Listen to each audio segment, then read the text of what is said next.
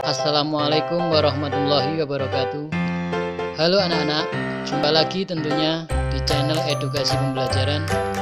Masih bersama di Edu Media, Edi Edukasi Media, media pembelajaran yang asik dan menyenangkan. Kali ini di Edu Media akan menyajikan materi pada tema 2, Persatuan dalam Perbedaan, subtema 2, kelas 6 semester 1. Dalam pembelajaran ini kita nanti akan belajar pada muatan pelajaran Bahasa Indonesia, masih di kompetensi dasar 3.4. Materi dalam pembelajaran ini yaitu membuat peta pikiran dengan kalimat efektif. Menuliskan informasi penting suatu teks menggunakan kalimat efektif. Tahukah kalian apa itu kalimat efektif? Kalimat efektif adalah kalimat yang mengandung gagasan pembicara atau penulis yang terdiri atas kata-kata yang mempunyai unsur subjek, predikat, objek, dan keterangan. Berikut ini ciri-ciri kalimat efektif, antara lain: 1. Memiliki unsur penting atau pokok, minimal ada unsur subjek dan predikat. 2. Menggunakan struktur bahasa yang tepat. 3. Memenuhi kaedah ejaan yang berlaku. Dan yang keempat, menggunakan pilihan kata atau diksi yang tepat dan sesuai dengan kebutuhan. Selain ciri-ciri di atas, kalimat efektif juga memiliki susunan yang berurutan, antara lain terdiri atas subjek, predikat, objek, dan keterangan. Berikutnya mari kita bahas satu persatu apa itu subjek, predikat, objek, dan keterangan. Yang pertama, subjek. Subjek adalah orang yang melakukan pekerjaan tertentu. Tidak hanya orang, subjek juga dapat berupa kata benda, hewan, dan tumbuhan. 2. Predikat.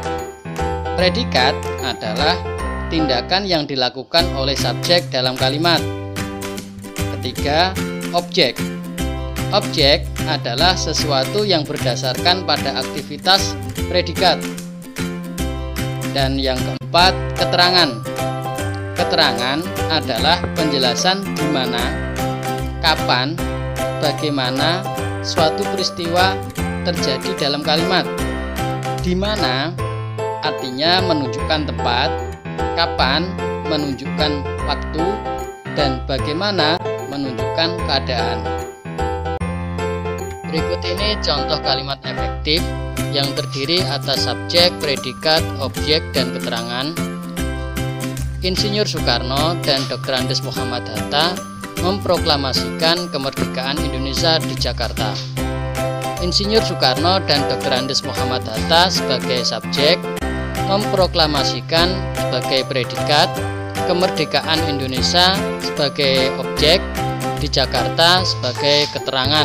Dalam hal ini adalah keterangan tempat.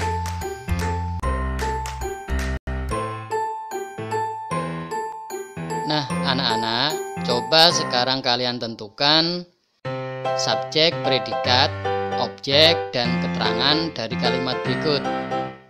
Tentara keamanan rakyat dan rakyat melancarkan serangan ke markas sekutu. Coba kalian nanti tentukan polanya, mana yang sebagai subjek, predikat, objek, dan keterangan. Ayo, siapa yang bisa? Betul, tentara keamanan rakyat dan rakyat sebagai subjek, melancarkan sebagai predikat, serangan sebagai objek, dan ke markas sekutu sebagai keterangan, yaitu keterangan tepat.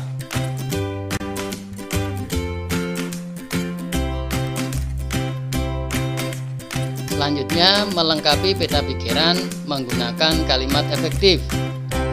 Peta pikiran dapat membuatmu lebih mudah mengingat informasi penting dari suatu teks yang telah kamu baca. Saat membuat peta pikiran, sebaiknya menggunakan kalimat efektif. Berikut contoh peta pikiran yang dapat kalian buat. Di situ ada judul teks, kemudian ada informasi 1 sampai dengan informasi 6. Bisa juga ditambahkan dengan informasi ke-7 apabila dibutuhkan. Karena apa? Informasi-informasi itu nanti yang terkait dengan teks yang kalian baca. Untuk mempermudahnya, mencari informasi-informasi tersebut dapat kalian buat dengan membuat kalimat tanya, sehingga nanti jawabannya terkait dengan isi teks.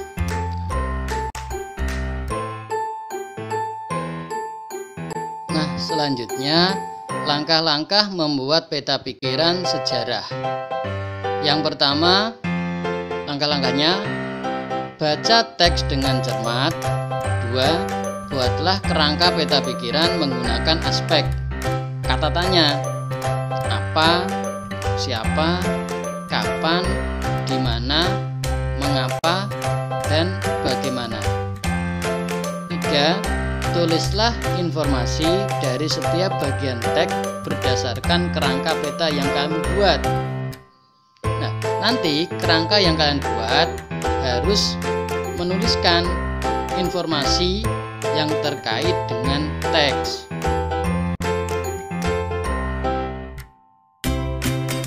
Berikutnya, menuliskan informasi penting yang kalian peroleh dari teks dalam bentuk diagram. 1. Peta pikiran dapat dibuat dalam bentuk diagram. Kedua, sajikan informasi penting yang kamu temukan dari teks dalam bentuk diagram yang sesuai. Nah, nanti anak-anak carilah sebuah teks di majalah atau buku yang berkaitan dengan sejarah, kemudian temukan informasi penting dari teks tersebut dan sajikan dalam bentuk diagram.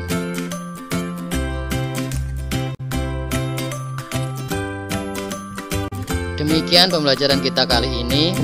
Semoga kalian dapat memahami materi yang disampaikan dalam video tersebut. Terima kasih telah menonton video ini. Sampai jumpa lagi. Wassalamualaikum warahmatullahi wabarakatuh.